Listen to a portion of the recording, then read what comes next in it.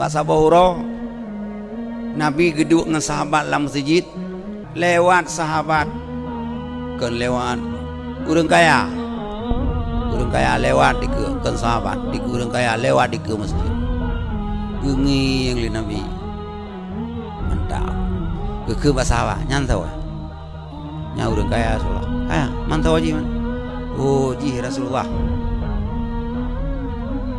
bantah bawa kampungnya segan ke ji nya menyai musuh pu yang ji pegah urang kampung mendu menyala rapat menyagolong terus ji han putuh rapat inang golai laki kai tim ana payah laki ji preh liurinang pajang laki lu nyampan pengaruh kayak ada ji ya 5 menit kemudian lewat urang kasihan kejap biasa nyantau nyanda Rasulullah panena barapat atau yundang mui perumun tali urang kampung bahkan punya kita malang gede kau ibu dia urang lain boy inang beilek gelake mukawin yang kanai leke ceri kapal punya menan gasin dada ya Rasul pendapat ke hai dengar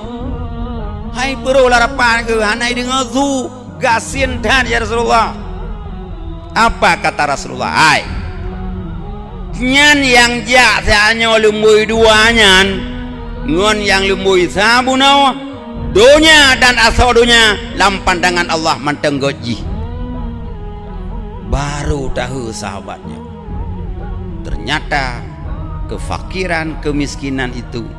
sesuatu yang mulia dalam pandangan Allah Subhanahu wa taala. Maka Allah gekelam ayat wala tamuddanna ainaika ila ma matta'na bihi azwaja minhum zahratal hayatid dunya linaftinahum fiha wa ma indallahi khairu wa abqa. Jangan engkau panjangkan pandanganmu bek kablia ke Tuhan ila ma matta'na bihi azwajam minhum kepada kesenangan yang pernah kami berikan kepada orang-orang yang senang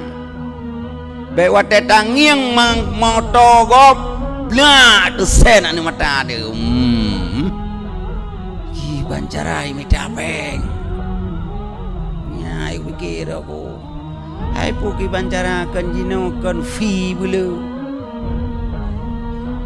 jino ka udip madhab nafi hanale madhab hanafi kabana bala